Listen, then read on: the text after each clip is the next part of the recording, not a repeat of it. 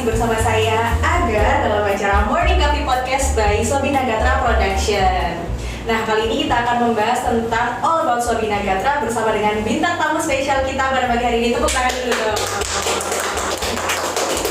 Iya, Bapak Presiden Director biasa dipanggil Pak siapa nih? Boleh kenalan dulu mungkin? Oke, Mbak Aga, terima kasih. Nama saya Wahyu Purnomo. Pak Wahyu. Sekarang saya jadi sebagai direktur utama, direktur di PT Sobina Gatra sejak Juni 2021. Juni 2021, berarti sudah 1 tahun lebih ya Bapak ya, kira-kira Iya, di sini? Iya, setahun lah. Iya, kemudian backgroundnya Pak Wahyu sendiri nih dari jurusan apa nih Pak sebelumnya? Ya baik. Saya kuliah S1 saya adalah akuntansi, Mbak. Akuntansi.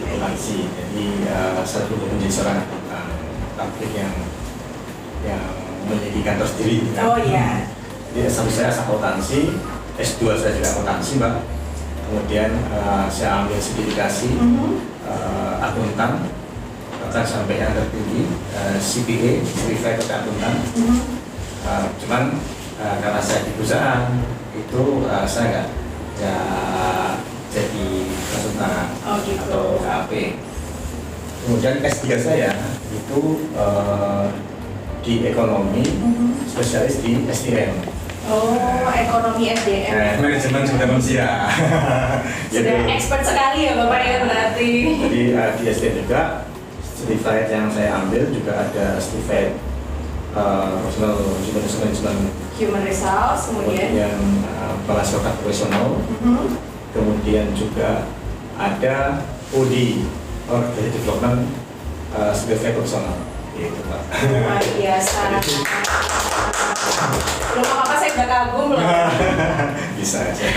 Itu tadi educational background dari Pak Wahyu sendiri ya Pak ya. Kemudian sebelum di Sobina Gatra sendiri Pak, kira-kira perjalanannya kemana aja Pak Wahyu? Iya, jadi semenjak saya lulus, belum lulus ya, semester 7, saya sudah bekerja di salah satu KAP, kantor publik di Surabaya. Sampai hampir 2 tahun saya di sana. Kemudian setelah itu karena kerjaannya itu memang harus mobile, sementara waktu itu orang tua saya sendiri itu lagi sakit ya, sehingga saya diminta untuk balik ke Gresik. Ini perjalanan hidup saya begitu ke Gresik. Nah, kemudian saya diterima di pabrik Sosro. Nah, cuma 6 bulan saja karena tetap jauh juga karena di Sidoarjo. Lumayan ya Pak ya? Lumayan ya. Nah, kemudian tahun 1999 saya kebetulan diterima di Warabadi. PT Warabadi itu anak usaha semen, cucu semen yang semen. Distributor semen. Jadi areanya masih ya cuma 2 itu, di Pemanten Surabaya sama di Tasikmalaya. Oh, semuanya malah di Tasik ya Pak ya? Nah, tapi cabang. Nah, kemudian saya di situ sebagai seorang akuntan, finance, juga internal auditor. Jadi kita tahu semua itu. Karena memang masih kecil. Nah, saya dengan manajemen itu mengembangkannya sampai terakhir itu menjadi 21 cabang sebelum saya pindah. Dari 2 cabang sampai ke 21 cabang. Nah, itu luar biasa karena jual semen, membuka jalan, membuka pasar di Jawa Barat. Nah, kemudian setelah dari Warabadi itu ada satu hal menarik yang mungkin jadi fenomena saya tuh, kenapa Pak harus berubah menjadi seorang yang multi spesialis ya. Ini cerita waktu itu pada saat direktur saya itu mau haji. Kemudian waktu RPS dari pergantian dirutnya. Nah, sehingga waktu itu dirutnya juga pas datang itu ngomong saya bahwa aduh saya juga haji juga Mas, ini gimana nih, apakah saya akhirnya dirutnya saya sebagai caretaker bagi mereka itu menjadi di operasional maupun di rootnya selama 40 hari. Oh, selama menggantikan diri. Anjir. Wah, itulah mulai saya tuh pikir, waduh, begitu menantangnya, begitu sulitnya menghadapi market, SDM, kemudian komplain, kemudian rapat komisaris. Itu menjadi suatu hal yang menarik bagi saya. Nah, sejak itu saya alhamdulillah dinilai bagus oleh mereka dan bisa berhasil membawa selama pada itu akan ada hal yang lebih baik lagi karena langsung ke teknis. Nah, kemudian di tahun 2011 itu ada suatu hal yang fenomena juga menarik. Ada satu anak-anak usaha semen Indonesia itu yang mengalami hal yang harus dibenahi. Harus dibenahi. Apa itu Pak yang harus dibenahi? Ya, langsung karena dia fenomena strike bisa turun, bahkan mau ditutup. Ya, bahkan kalau nggak salah itu jadi hal-hal yang mungkin sistem SDM itu jadi mesti kacau. Sehingga waktu itu angkutan pabriknya tidak mau turun, tidak mau masuk. Itu tinggal 2 bulan Mbak, itu kalau nggak masuk maka akan jadi kekacauan di dalam grupuan semester itu. Deadline-nya 2 bulan ya Pak ya? Nah itu tim dari itu sudah masuk ke Brasil. Tim dari holdingnya mereka itu nggak berhasil juga. Nah, saya dipanggil sebagai pemegang saham karena dia dapat rekomendasi dari angkutan pabrik yang ada di Surabaya. Saya CPA, saya ini kamu udah punya CPA kok nggak manfaatkan ya? Saya dipanggil lah sini. Panggil, kemudian saya pelajari kita selama 3 bulan sama closingnya. Saya pelajari itu, kemudian saya mau terima. Oke, nah itu menangkap Mbak. Saya pagi sampai sore di Warobadi sebagai kepala bagian accounting and finance. Terus move lagi? Sorenya jam 4 sampai jam 12 malam itu sana. Multitasking. Itu tiap hari. Sampai waktu itu sampai kursinya waktu itu. Nah, karena saya juga kenal banyak sama akun diskusi juga, campur semua itu sehingga singkat cerita berhasil. Closingnya dengan bagus. Tapi oleh pemegang saham sama ya SIG ini nggak boleh ditinggal lagi. Ini kamu harus disitu, tapi karena banyak kamu benahi dan kamu kalau terus ya. Waduh Pak, saya kuat kalau malam bisa lagi. Akhirnya itulah kalau dia meeting itu, akhirnya saya dipercaya di sana. Di sana. Padahal saya, ya Pak ya? Ya padahal Warobadi itu nggak ada hubungan sama meeting itu. Saya nggak tahu sehingga nanti saya ditugaskan ke sana sebagai direktur keuangan. Nah, disitulah mulai saya harus belajar banyak bagaimana saya bisa belajar ilmu SDM, bahkan karena itu perusahaan-perusahaan yang berbau konstruksi dan juga beton, sehingga saya harus belajar dari trading ke manufacturing. Wah, itu luar biasa. Nah, di situ saya sama 6 tahun. 6 tahun di 2011 sampai 2017 Desember ya 17 lah. Nah di situ alhamdulillah saya berhasil sama tim itu dari perusahaan yang terpuruk itu menjadi tumbuhnya 4 kali lipat. Bahkan secara keuntungan juga luar biasa sih itu. Bahkan juga banyak fenomena-fenomena yang baru yang sampai di sana. Contoh tuntutan MTN itu bukan medium tentu ya untuk pendanaan yang berbasis OJK. Ya, jadi itu sudah level dari bank naik sedikit sebelum obligasi ya sebelum obligasi.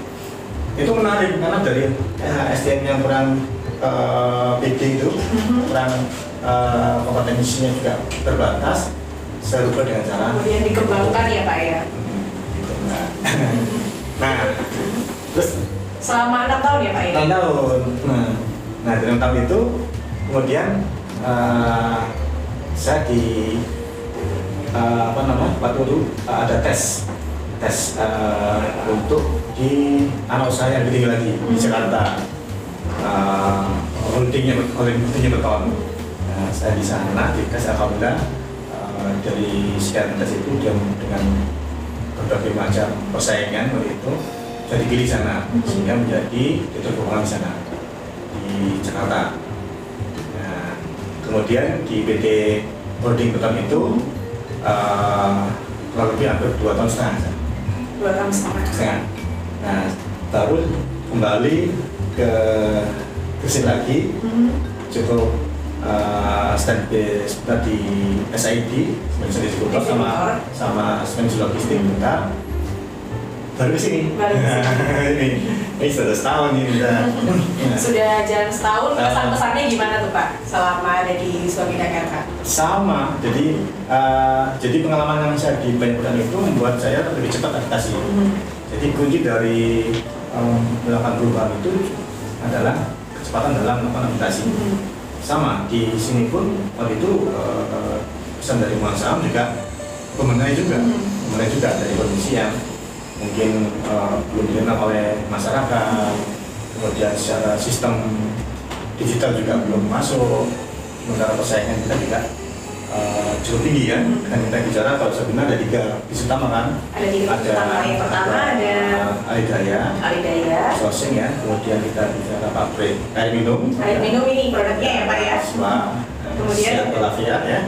Yang ketiga adalah travel and event organizer. Nah, itu Pak Andi kalau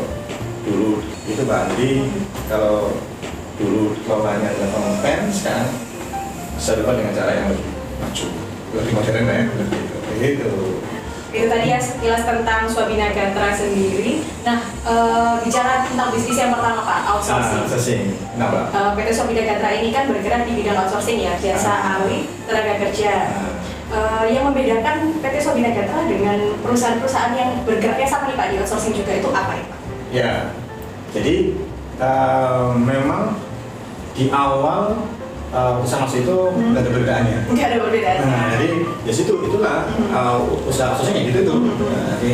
Jadi ada orang butuh tenaga kerja, masukkan, kemudian di proses ya ada penggajian selesai, kalau ada komplain tanggapi gitu aja. Jadi tidak ada fenomena bagaimana dengan cepat mengembangkan bisnis outsourcing ini. Ya, nah, yang sekarang yang berbedanya itu yang pasti ya kita berbasis digital. Jadi mulai dari sistem HRS-nya kan kalau kita orang kerja itu kan paling cepat bagaimana melihat gajian tracking, kan? Kalau bisa diakses online ya Pak. Akses online, kemudian absensi, kemudian juga terkait dengan cuti semua tuh di berbantangan semua, semua Pak. Itu berarti bisa diakses lewat HP ya Pak? Iya, semudah itu. Dimanapun tempat dia bisa. Yang kedua, kita juga memiliki namanya command center, Pak. Command center. Di command center itu yang saya bangun itu adalah untuk bisa mengamati kondisi pekerjaan di mana di tempat user. Monitoring ya Pak? Monitoring. Kita tahu nih bagaimana kinerja masing-masing tim saya itu di sana. Nah, juga sekaligus sebagai sarana untuk melakukan kompetisi. Karena kami juga punya pasukan untuk mendeteksi kekuatan dan kelemahan lawan juga.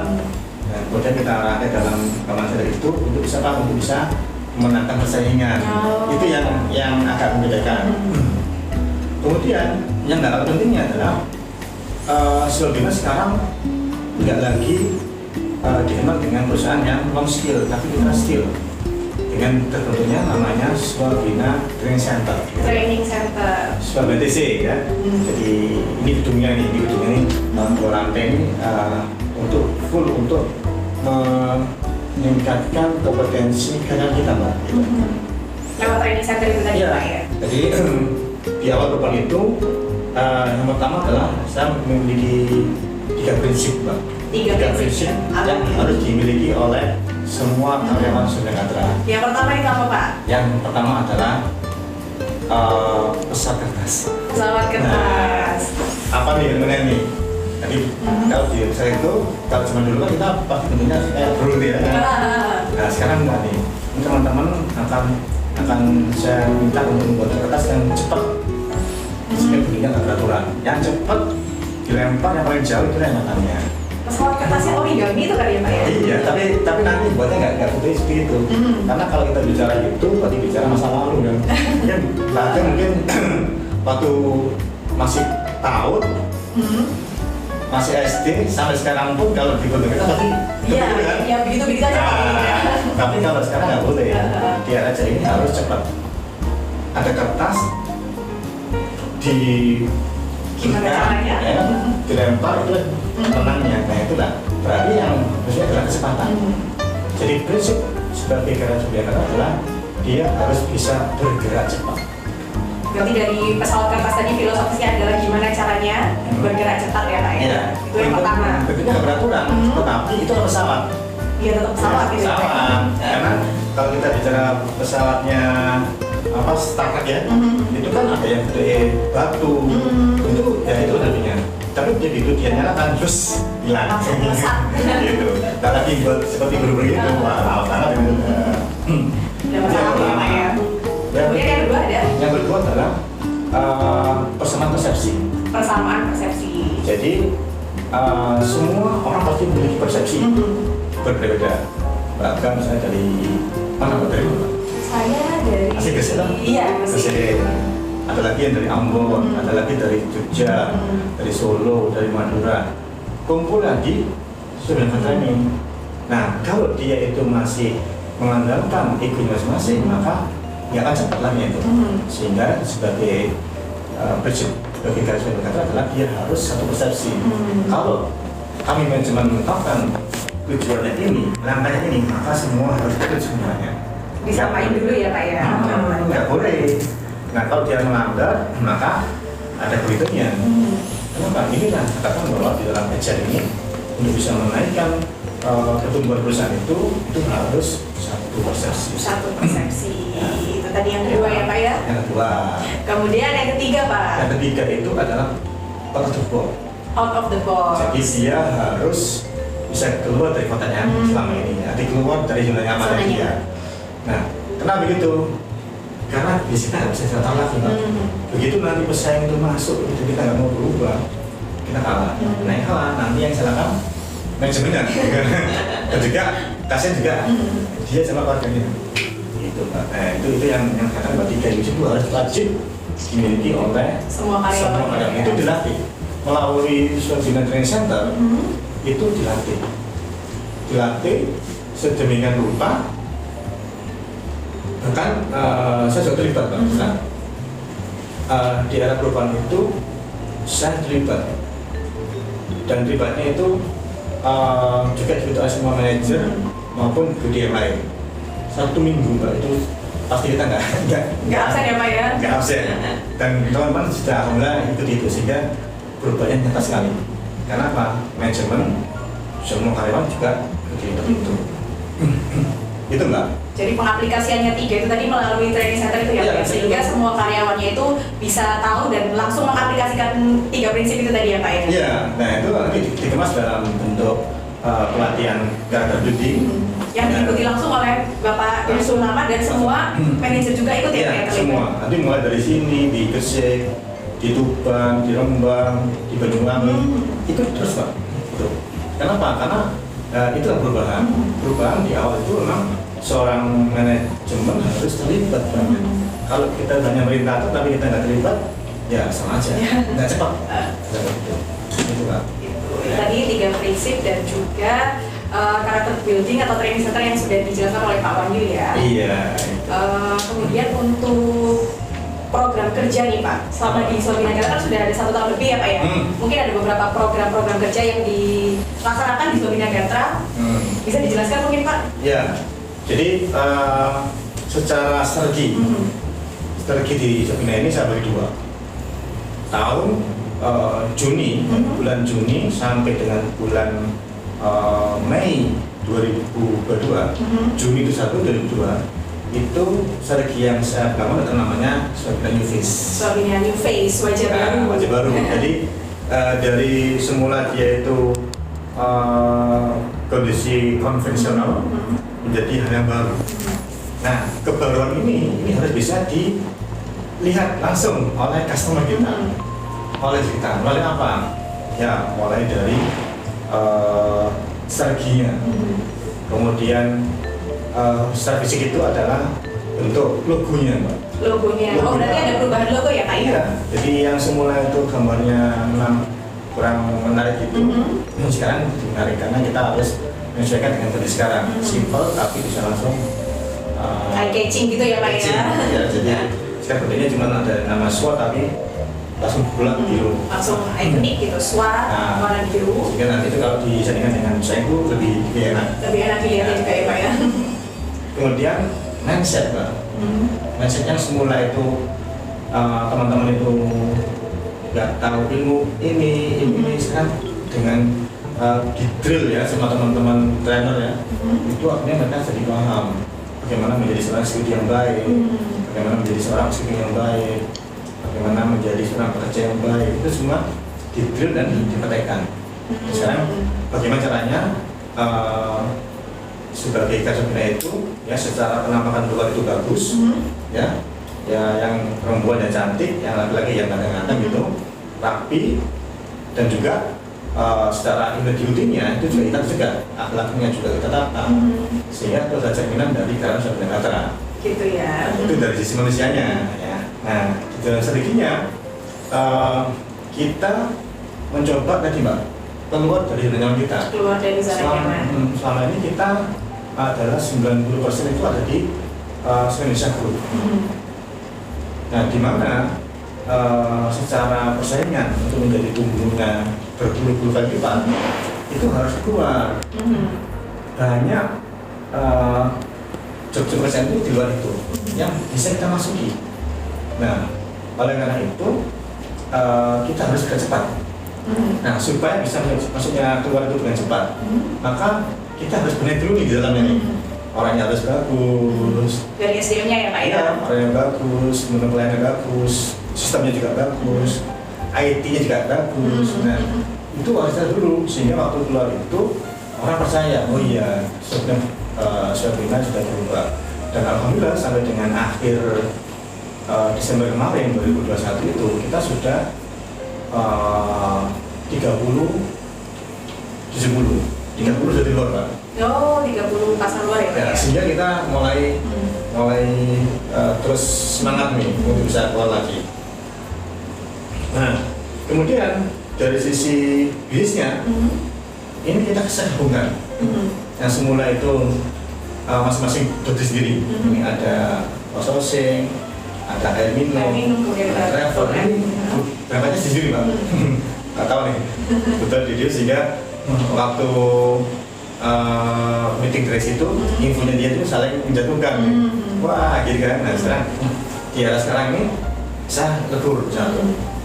Jadi kita harus pilih mana yang paling utama yang bisa bersaing dengan dunia luar. Kita lihat nih, kalau kita bicara air minum ada yang besar, ini apa namanya, cukup berat bebannya.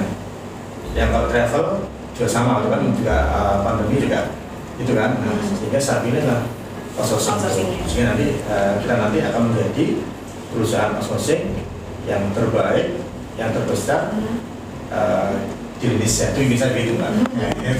Amin. Ya itu sehingga semua programnya ke sana. Nah, kemudian yang air minum tadi itu sama travel ini sebagai pendukung, pendukung bagaimana mencapai tujuan utama itu menjadi perusahaan outsourcing yang terbaik dan terbesar itu. Terus gimana caranya? Caranya adalah Pak tahu. spill dong Pak. Nah, caranya di selama Juni sampai dengan sekarang itu banyak hal yang ekstrim yang saya lakukan. Mungkin orang anggapnya itu aneh. Wah, ada juga yang khawatir juga nih. Contoh yang paling sederhana adalah saya merubah bisnisnya air minum itu yang semula itu banyak layer ya, ada distributor, ada subdistributor, ada sampai gudangnya, toko, agen, sampai retail itu kalau saya hitung ada 8 layer. Nah, itu adalah costly yang harus saya tangkas, sehingga tujuannya adalah memutus distributor. Berarti mempersingkat layernya tadi ya Pak ya? Itu yang menjadi hal yang menarik. Awal ditentang Pak, di dalam saya ditentang, di luar ditentang. Wah ini orang baru aneh-aneh gitu. Orang baru aneh-aneh. Nah kemudian saya dengan gaya saya untuk menerangkan itu kepada tim saya dulu nih, bahwa efeknya itu akan begini nih, kita kalau bisa tumbuh lebih cepat, kita harus menambah sizing. Bisnis ini tadi sizing, lebih cepat gitu. Sehingga singkat cerita ya, saya terangkan ke mereka, saya terangkan juga kepada distributor. Ini hampir 3 bulan masa itu. Nah, alhamdulillah mereka bisa menerima.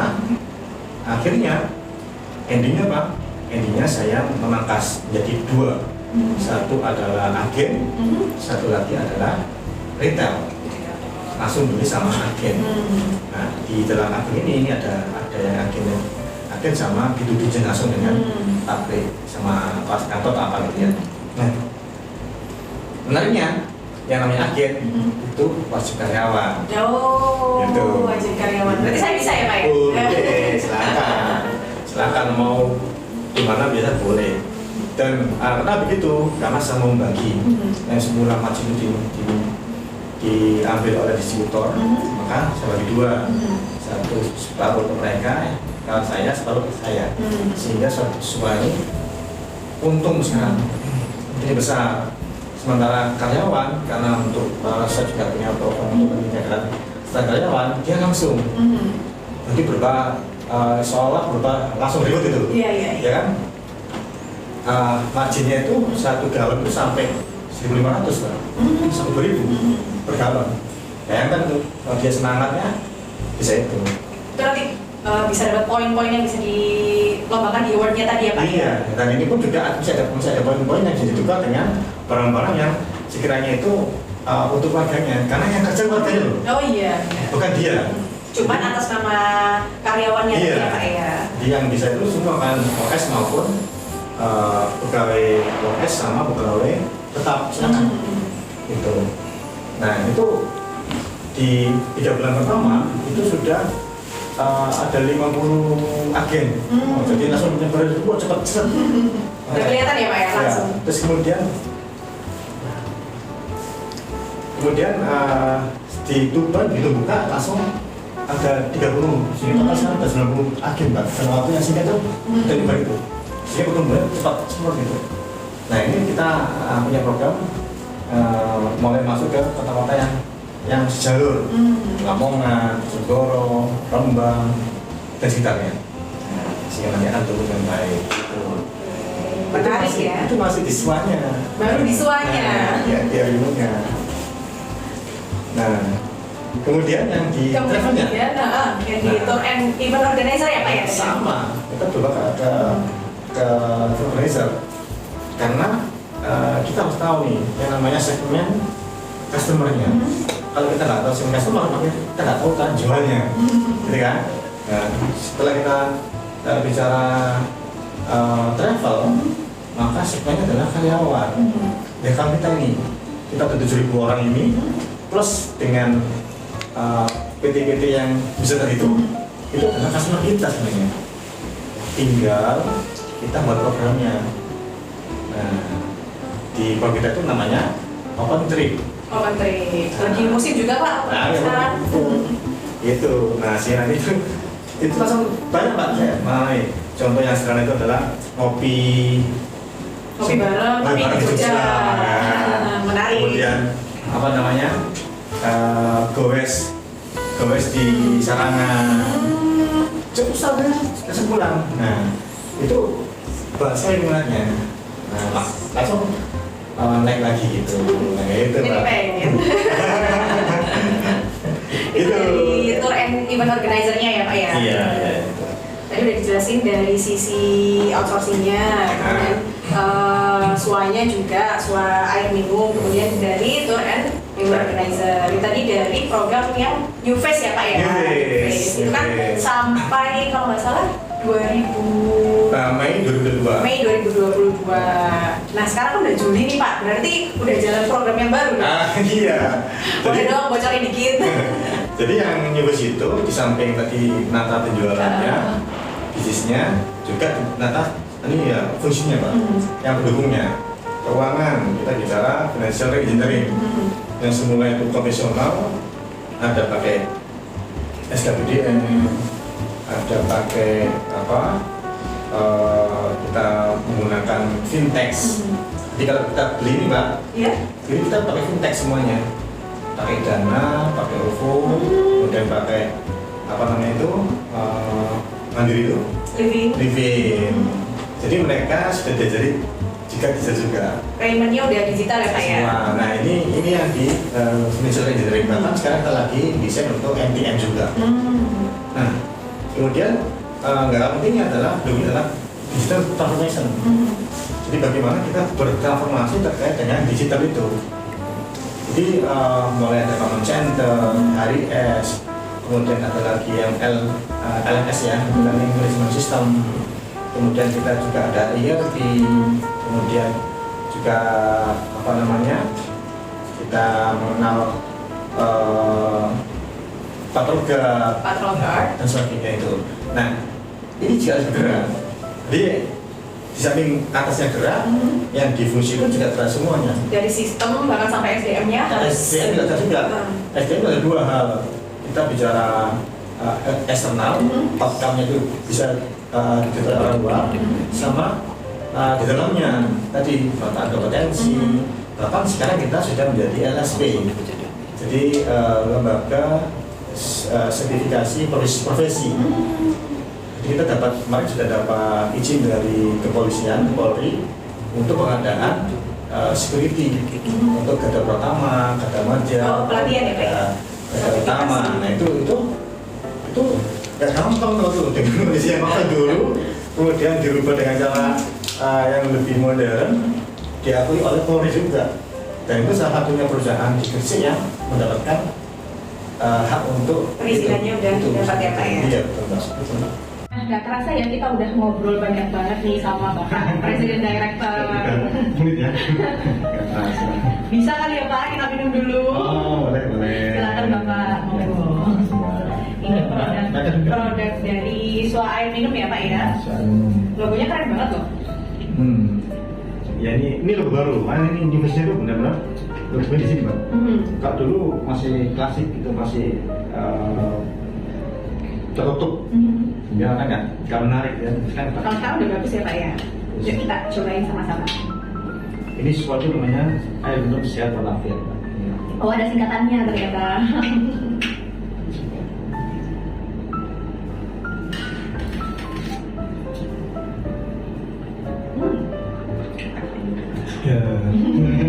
Oke kita lanjut lagi. Pertanyaannya tadi belum terjawab Pak ya? Yang mana? Untuk program kerja selanjutnya dari yang pertama tadi dari New Face ya Pak ya, yang berakhir di Mei 2022, kemudian dilanjut dengan program kerja selanjutnya yaitu RWS. RWS. Apa itu RWS? RWS adalah singkatan dari Running with Speed. Running with Speed. Jadi filosofi yang saya bangun gini. Sebenarnya kalau kita bicara RWS itu saya harus menunggu bukti nyata hasil dari New Face. Nah kalau itu jalan maka saya harus lari. Kenapa? Karena yang namanya perjalanan perubahan itu orang itu mau lari kan pasti harus ininya harus benar-benar persahabatan dulu. Ya, semua tuh halangan kompetensi, halangan digital, halangan apa untuk bisa memenangkan persaingan ini harus clear dulu. Nah yang namanya clear itu maka diberikan dengan result, hasil. Nah, alhamdulillah kita di tahun 2021 Desember yang semula itu di tahun 2020 itu benar-benar terpuruk kita. Nah di 2021 itu kita tumbuhnya bottom line-nya itu sudah hampir 200%. 200%. Tepuk tangan dulu. Dan area kita juga semakin luas. Barangnya ya Pak. Nah, lalu karena itu terasa sudah berhasil dan teman-teman sudah bisa memahami yang namanya strategi perusahaan itu, ya, sudah memahami prinsip kerja di Sobi Nagatra dan menyesuaikan dan sudah mulai yang semula itu weekend rogan akhirnya sudah terlibat semua, maka saya rubah strateginya dengan nama RWS. RWS yaitu itu Running berlaku with Speed per 1 Juni 2028. Nah, itu pun juga terlihat. Kenapa kok saya pede ya? Karena waktu itu di bulan Desember kita bisa tumbuh. Nah, padahal waktu itu target 2022 itu tumbuhnya cukup fantastis, ya hampir 50% di targetnya BKP-nya itu. Nah, review kan kita reviewnya harus nggak bisa kita lepas, dan namanya change itu kita harus di bertahap ya Pak ya? Reviewnya, kontrolnya apakah di jalan, nggak jalan itu kita harus di. Jadi saya sama tim manajer itu ada namanya rapat monitoring itu mulai jam 7.30 sampai jam 9 itu rutin. Jadi mulai hari Senin sampai dengan hari Jumat. Hari Jumat agak besar sedikit karena kita ada review, kan kita reviewnya harus nggak bisa kita lepas, yang namanya change itu kita harus di bertahap ya Pak ya? Reviewnya, kontrolnya apakah di jalan, nggak jalan itu kita harus di. Jadi saya sama tim manajer itu ada namanya rapat monitoring itu mulai jam 7.30 sampai jam 9 itu rutin. Jadi mulai hari Senin sampai dengan hari Jumat. Hari Jumat agak besar sedikit karena kita ada sedikit kompre, ya. Kalau Senin sampai dengan Kamis itu hanya bicara progres, gimana, apakah ada kendala, kira-kira apa yang menjadi kendalamu. Kemudian di hari Jumat, kemudian dukungmu saya apa aja, apa yang harus saya sedih sekarang. Nah itu itu sehingga mereka itu keluar dari rapat gerak jalan, tapi hilang semua. Nah begitu di hari Jumat kita bicara kompre itu ya terkait dengan strategi sama operasi juga. Nah, sampai dengan Mei, ya, akhir bulan Mei itu setelah saya evaluasi, kita untuk pencapaian setahun kan, jadi AKB itu sudah mencapai 97%. 97%. Ya. Itu kalau target itu saya tarik ke atas tahun itu ketemunya 97%, sehingga kita cuma karena murni kurang itu adalah 8M saja. Nah, di situ rasa berani. Oke, RWS jalankan.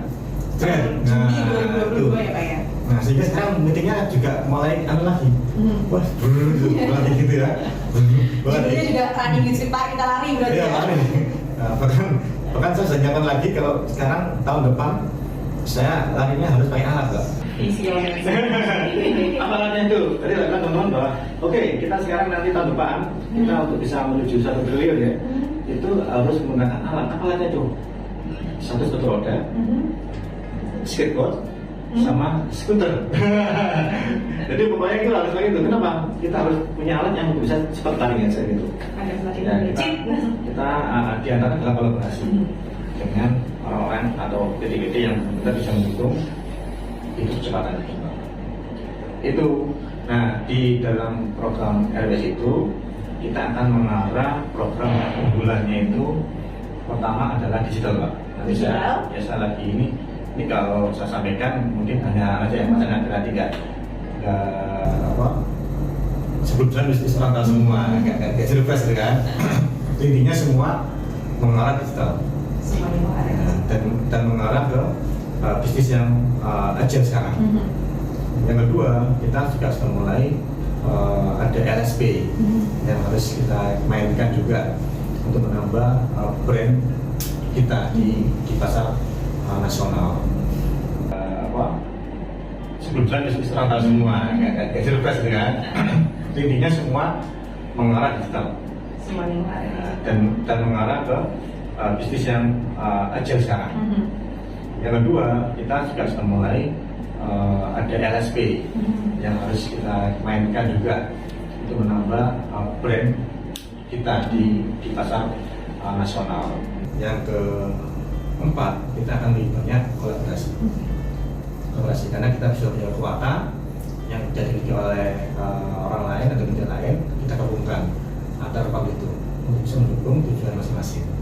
Gitu. Kita berkenalan sama Pak Wahyu dan jelasin juga background pendidikan sampai background pekerjaannya sebelum di Swabina Gatra ya Pak ya. Kemudian ada program kerja juga dan juga prinsip kerja. Nah, nggak terasa udah 30 menit lebih nih kita berbincang bareng Presiden Director dari PT Swabina Gatra. Kita tadi udah dijelasin tentang background education-nya Pak Wahyu, kemudian program kerja, kemudian prinsip-prinsip kerjanya juga yang sangat keren sekali. Pak Wahyu mungkin ada kata-kata mutiara atau closing apa gitu Pak untuk menyemangati jiwa-jiwa muda di luar sana. Ya. Oke, baik sahabat Swabina dan juga teman-teman semua yang ada di sana, di luar sana. Intinya di dalam eksekusi seperti itu adalah ingat bahwa segera lepas anak panah. Ya, siapa akan tahu bagaimana hasilnya, apakah itu tepat sasaran, meleset atau nggak berhasil. Dengan itu Anda tahu bahwa bagaimana cara menaiknya.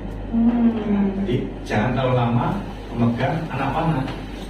Capek banget, nah gitu kan, konsep gitu kan, tapi dapat dilepas. Nah itu yang harus jika teman-teman semuanya anak muda lepaskan anak panah, jangan takut akan kegagalan.